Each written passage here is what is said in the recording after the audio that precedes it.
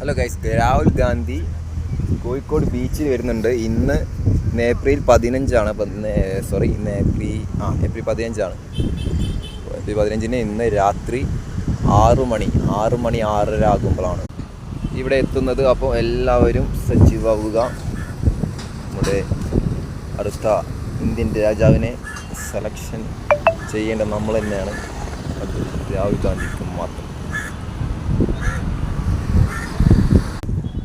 എല്ലാ സെറ്റിങ്സിലാണ് ഇപ്പോൾ സ്വന്തമായിട്ടും സെറ്റ് ചെയ്തുകൊണ്ട് നിൽക്കുകയാണ്. അപ്പം മടിത്തട്ടിലേക്ക് കടന്നു വരികയാണ്. രാജ്യം വീണ്ടെടുക്കാനുള്ള ഐതിഹാസിക പോരാട്ടത്തിന്റെ ആവേശം.